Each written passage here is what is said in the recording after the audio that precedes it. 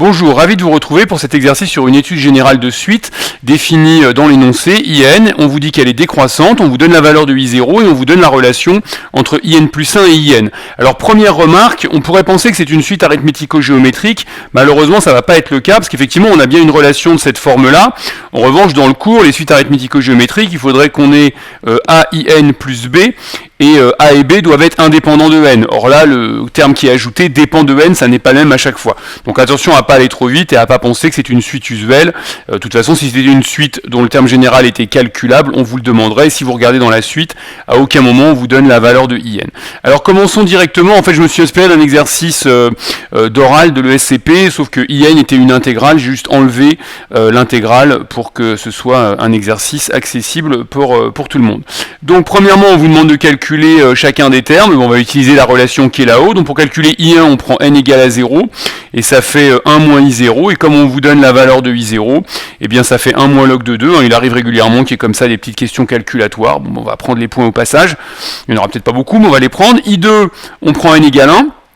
Donc 1 demi moins I1, c'est-à-dire log de 2 moins 1 demi si vous remplacez, et puis I3, vous prenez n égale 2, c'est 1 tiers moins I2, et comme vous connaissez l'expression de I2, eh bien ça fera 1 tiers plus 1 demi moins log de 2, c'est-à-dire le dénominateur commun étant 6, 2 plus 3, 5 sixièmes moins log de 2. Voilà, je vais laisser comme ça en termes de présentation, plutôt que d'essayer de faire des jolis cadres, etc. pour avancer. Alors ensuite, la deuxième question, elle consiste à montrer un encadrement de IN. Alors l'idée naturelle, c'est de faire une récurrence, puisque comme là-haut, vous avez une relation dite de récurrence entre IN plus 1 et IN, ce serait assez naturel de vouloir faire une récurrence. Très souvent dans ce type de questions, on fait des récurrences. Alors là, si vous essayez, malheureusement, ça ne va pas marcher, l'hérédité ne va pas marcher, donc vous n'y arriverez pas. Donc il va plutôt falloir procéder autrement. Alors ce qu'on peut faire, c'est réécrire autrement le résultat de l'énoncé.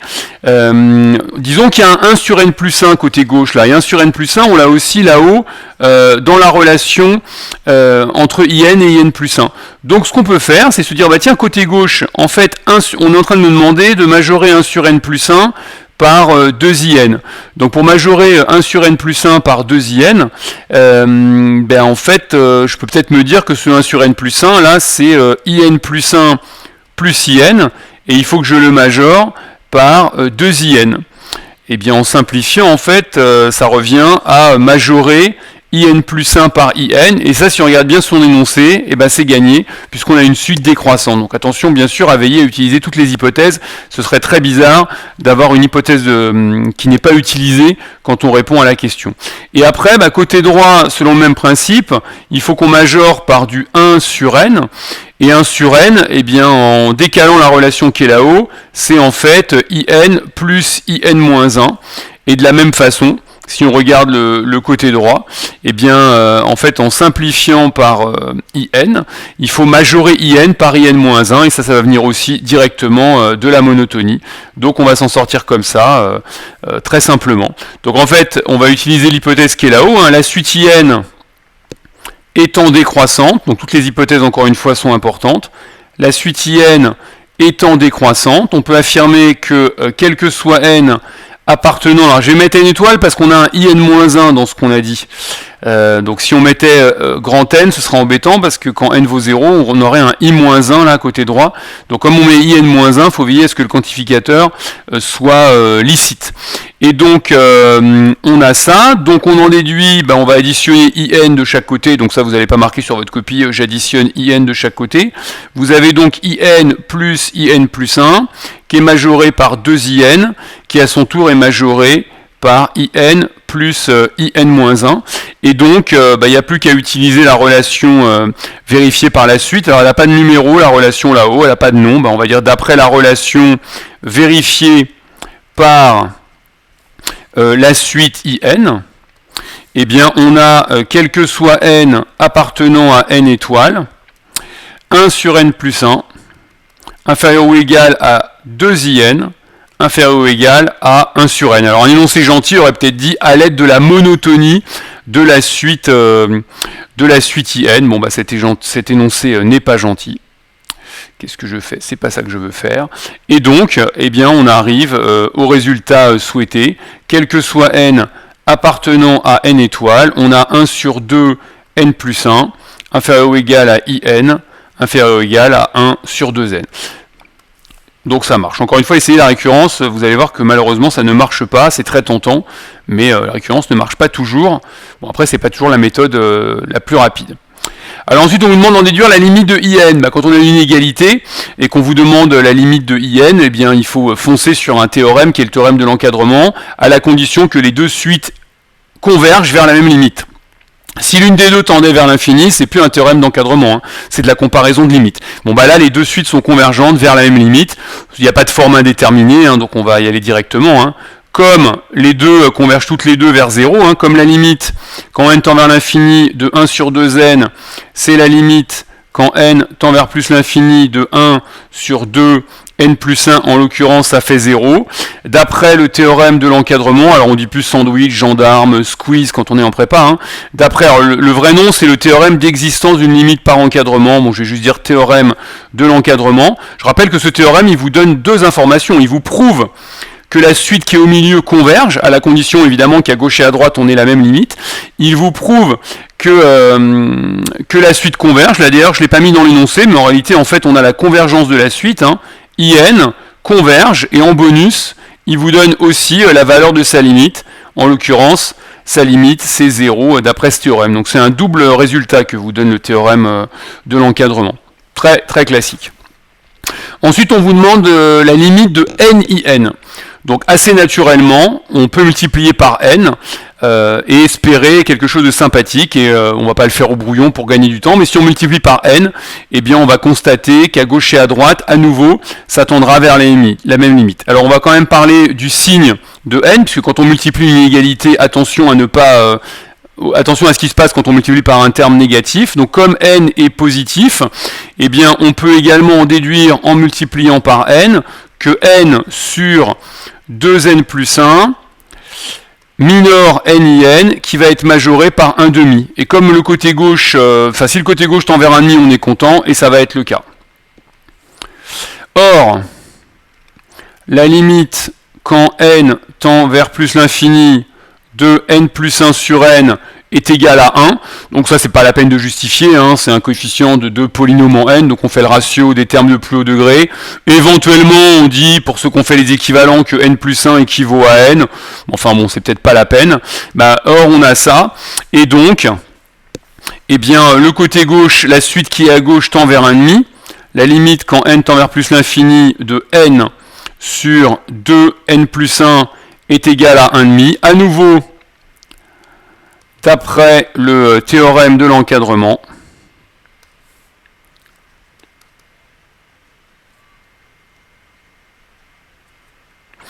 on peut conclure la limite quand n tend vers plus l'infini de NIN est égale à 1,5.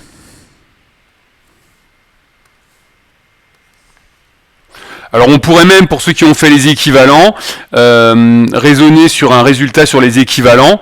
Donc je le dis ici en remarque, mais bon, ça pourrait être la question posée. Remarque, on a donc IN qui est équivalent à 1 sur 2n quand n tend vers plus l'infini. Pour ceux qui ont fait les séries, on peut en déduire la nature de la série de termes générales IN d'après les théorèmes de comparaison. Hein. À droite, on a une série de Riemann. Donc en fait, on pourrait vous ajouter cette question-là d'ailleurs. Comme la série de termes générales 1 sur n est une série divergente, Riemann avec alpha égale 1, d'après les théorèmes de comparaison sur les séries à termes positifs, alors je vais mettre TCSTP parce qu'on est entre nous, d'après les théorèmes de comparaison sur les séries à termes positifs, on peut affirmer que la série de termes générale IN diverge. Voilà, on pourrait rajouter cette question-là pour ceux qui ont fait les séries. Alors ensuite, on a une question 3 qui fixe la valeur de P et qui vous demande de démontrer que pour tout n dans grand N, IP est égal à une certaine relation. Alors là, pour le coup, on peut envisager une récurrence. Alors si c'était une récurrence, on va réfléchir à une récurrence sur quoi? Il faut comprendre que P est fixé et qu'on a un résultat pour tout n. Donc, on pourrait se lancer dans une récurrence sur n. Eh bien, on peut le faire, ça va être la première méthode. Comment passer d'un rang au rang suivant? Est-ce que c'est possible? Bah oui, on a la relation qui est là-haut, et là, pour le coup, ça va marcher. Alors, ce qui est un petit peu étrange dans l'énoncé, c'est que c'est pas IN égal, c'est IP égal. Le N, il est présent côté droit.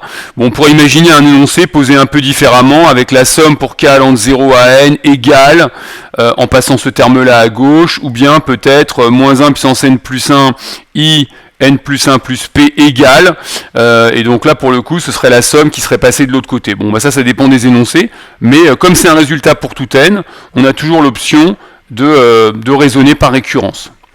Donc on va procéder par récurrence, donc c'est une récurrence sur n. Procédons par récurrence.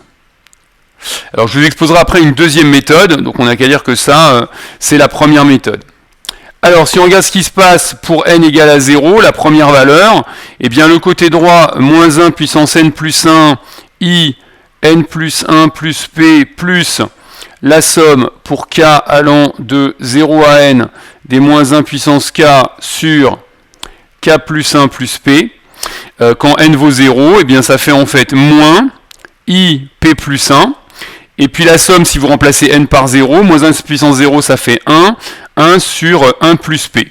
Et avec la relation qui est tout en haut, eh bien, cette relation-là, la relation qu'on nous donne au départ sur la suite IN, ça correspond bien à IP.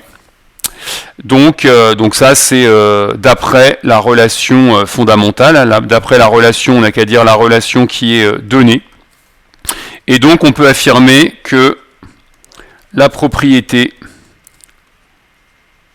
est vraie au rang, alors pas du tout au rang P, pardon, je dis des bêtises, au rang 0. Deuxième étape de la récurrence, eh bien on va supposer que c'est vrai pour un n quelconque fixé appartenant à n.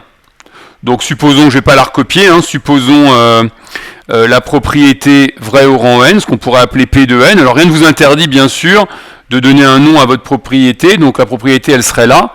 Attention, le quantificateur en n n'est pas dans la propriété. On pourrait dire supposons Pn. Supposons la propriété vraie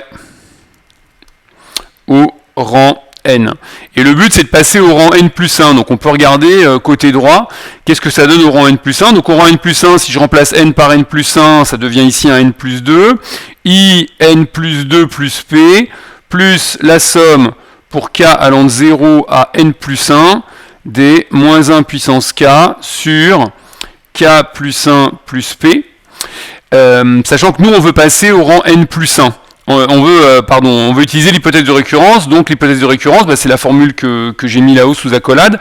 Donc ça c'est pas bon, le i, moi il me faudrait du n plus 1 plus p, puis la somme c'est pas bon non plus, parce qu'elle va jusqu'à n plus 1, et moi je voudrais bien qu'elle aille jusqu'à n. Donc ce qu'on peut faire, eh bien c'est à nouveau utiliser la relation qui est tout en haut, remplacer i n plus 2 plus p par 1 sur n plus 2 plus p moins i n plus 1 plus p, parce que la relation qui est là-haut, elle permet de diminuer d'un rang.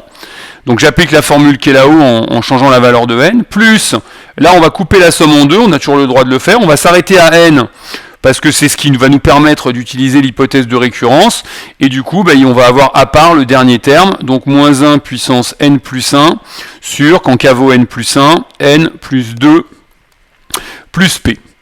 Et si on regarde bien, en fait, on va avoir des termes qui vont s'éliminer, puisque quand on développe ce terme-là, en fait, c'est l'opposé de ce terme-là, parce que tout ce qui change, c'est l'exposant moins 1 puissance n plus 2, mais moins 1 puissance n plus 2, c'est moins 1 puissance n plus 1. Donc en fait, on peut simplifier, je vais prendre du vert, je ne sais pas si ça passe bien, non, pas du tout, c'est pas vert. On peut simplifier ce terme-là avec ce terme-là en développant. Et donc, qu'est-ce qui va vous rester ? Eh bien, il va vous rester, alors que je le réécrive parce que je ne le sais pas par cœur, il va vous rester un moins 1 puissance n plus 2 i n plus 1 plus p, plus la somme qui va de 0 à n des moins 1 puissance k sur k plus 1 plus p. Alors on peut prendre un peu plus de temps, hein. Là peut-être que vous trouvez que je ruse un peu, on peut s'en sortir en prenant un peu plus de temps. Et là, le terme qui est ici, là, qui est devant, moins 1 n plus 2, bah, le moins on peut l'intégrer à l'exposant, on peut passer en n plus 3 ou en n plus 1. Ça change rien, puisque moins 1 au carré, ça fait 1. Donc en fait ça on peut l'écrire sous la forme, moins 1 puissance n plus 1 i n plus 1 plus p plus la somme, et ça, c'est exactement ce qu'on a dans l'hypothèse de récurrence, et donc on sait par hypothèse de récurrence que c'est égal à ip.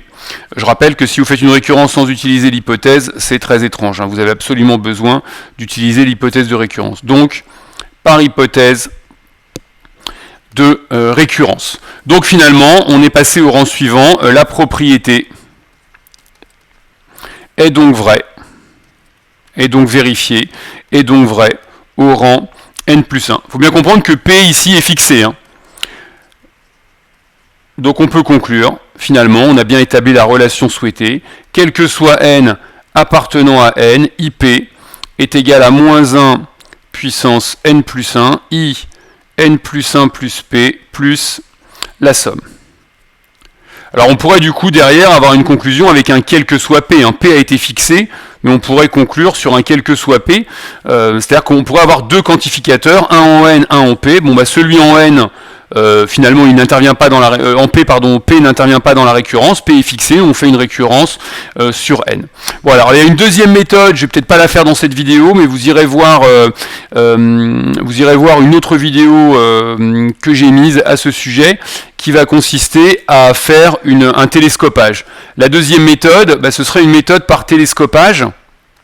Comme on a une somme, on peut tenter un télescopage. Je vous explique rapidement le principe. La relation qui est là-haut, on peut l'écrire sous la forme in plus 1 plus in égale 1 sur n plus 1.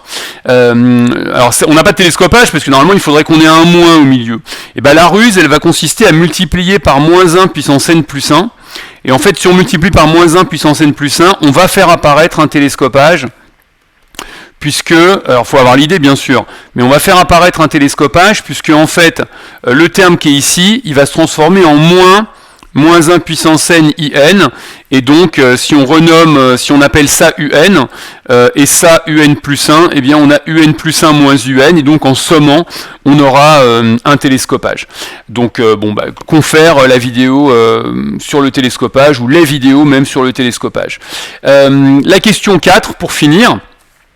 La question 4, on vous demande de déterminer une limite. Alors si on vous demande ça maintenant, évidemment, il y a un rapport. Et si vous regardez bien, là vous avez une somme qui ressemble beaucoup à cette somme-là.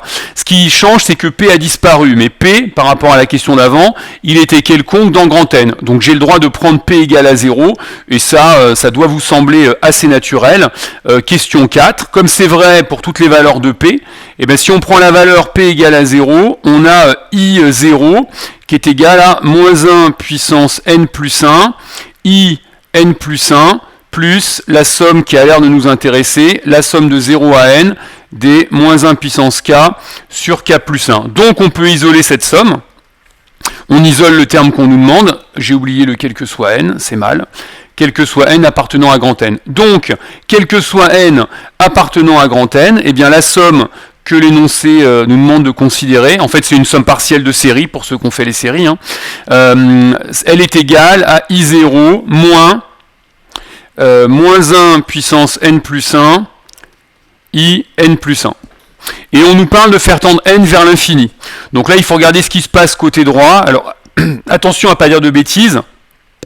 On sait que la suite in tend vers 0 d'après la question 2, donc ça tend vers 0. En revanche, le moins 1 puissance n n'a pas de limite. Donc comment est-ce qu'on fait comme ça n'a pas de limite, on est mal. C'est une forme indéterminée, sauf que en fait c'est une suite bornée. Donc en fait, il y a une propriété qu'on va pouvoir utiliser. Alors je ne sais pas si vos profs la mettent dans le cours. Moi je considère qu'elle fait partie du cours. Comme la suite moins 1 puissance n plus 1, je remets des parenthèses, comme cette suite-là est bornée, et La limite de in plus 1, bah ça d'après la question 2, c'est égal à 0. Alors à la question 2, on avait la limite de in, hein, mais ça revient au même. Hein. La suite in plus 1, c'est la même décalée d'un rang, donc ça ne change rien. On peut affirmer que la limite, quand n tend vers plus l'infini, de moins 1 puissance n plus 1, in plus 1, est égal à 0. Alors l'autre option pour répondre à cette question, c'est de passer en valeur absolue. C'est de regarder la valeur absolue, quel que soit n appartenant à n, la valeur absolue de moins 1 puissance n plus 1, in plus 1. Et en fait, bah, vous allez, le moins 1 va disparaître. Donc c'est la valeur absolue de in plus 1. Et ça tend vers 0 quand n tend vers plus l'infini, d'après toujours la question 1.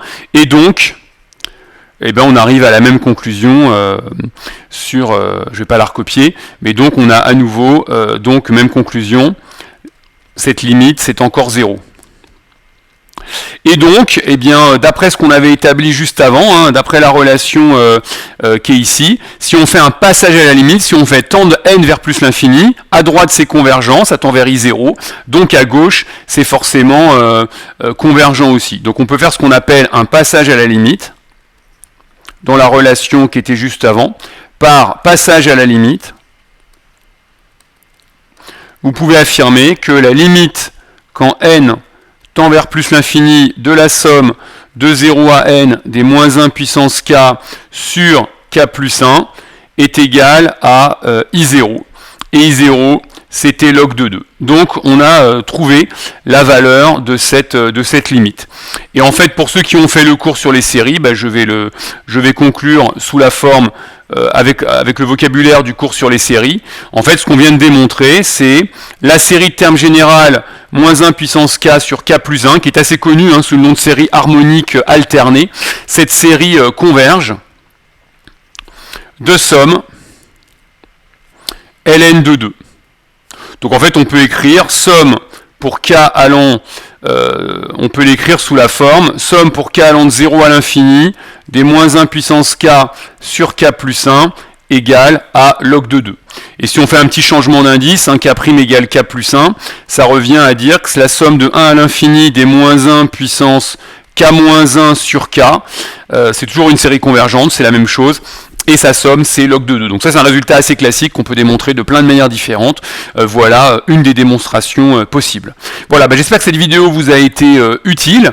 N'hésitez pas à vous abonner à notre chaîne, à liker cette vidéo, à poser vos questions dans les commentaires. Le sujet est téléchargeable, bien sûr, dans les commentaires. Et puis, n'hésitez pas à consulter notre site web pour voir toutes les formules que nous proposons, cours collectifs, cours particuliers, de manière hebdomadaire ou pendant les vacances, préparation aux oraux de maths. Merci de votre attention et à la prochaine. Au revoir.